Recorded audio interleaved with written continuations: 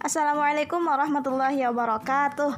Hari ini kita akan belajar tentang sumber hukum Islam muttafaq yang kedua, yaitu sunnah atau hadis.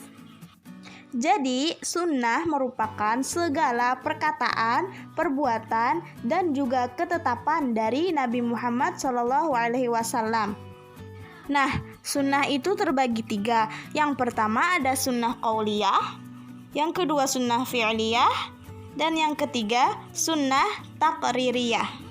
Sunnah qauliyah adalah segala perkataan Nabi Muhammad SAW yang didengar oleh sahabat kemudian diteruskan lagi ke tabi'in. Seperti contoh dari Yahya bin Hasan, Rasulullah SAW bersabda, tidak boleh membuat kesusahan dan tidak boleh membalas dengan kesusahan juga. Hadis riwayat Malik. Yang kedua adalah sunnah fi'liyah. Sunnah fi'liyah merupakan segala perbuatan yang dilakukan oleh Nabi Muhammad SAW kemudian dilihat oleh sahabat dan diteruskan ke tabi'in. Seperti contoh dari Malik bin Al-Huwairis, ia berkata, Rasulullah SAW bersabda, "Salatlah kamu sebagaimana kamu melihat aku salat."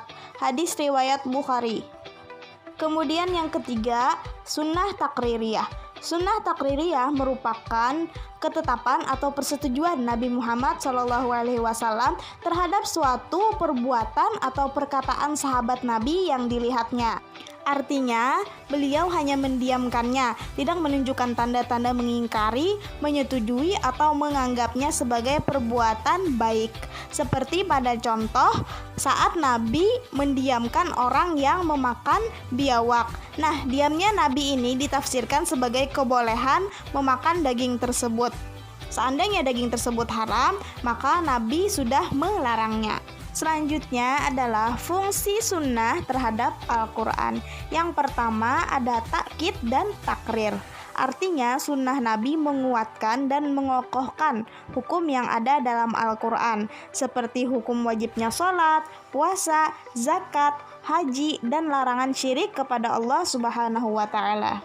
Kemudian yang kedua, fungsi dari sunnah terhadap Al-Quran adalah bayan, takyid, dan taksis. Artinya sunnah Nabi itu merinci dan menafsirkan kandungan yang masih global, serta membatasi dan mengkhususkan hukum-hukum yang masih bersifat umum dalam Al-Quran. Contohnya pada Quran Surah An-Nisa ayat 103 yang artinya, sungguh sholat itu adalah kewajiban yang ditentukan waktunya atas orang-orang yang beriman. Nah, di sini Al-Quran tidak menjelaskan kapan waktu pelaksanaan sholat. Disinilah fungsi dari sunnah terhadap Al-Quran, yaitu menjelaskan kapan waktu sholat.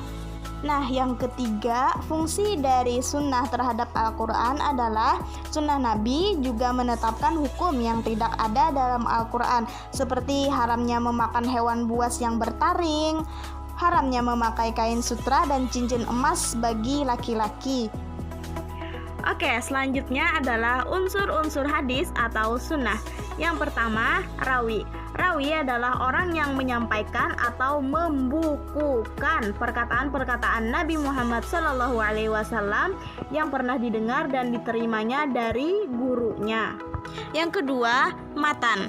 Matan hadis adalah isi atau materi berita yang disampaikan oleh Nabi Muhammad SAW. Kemudian yang ketiga, sanad. Sanad adalah sekelompok orang atau seseorang yang menyampaikan hadis dari Rasulullah sampai kepada kita sekarang.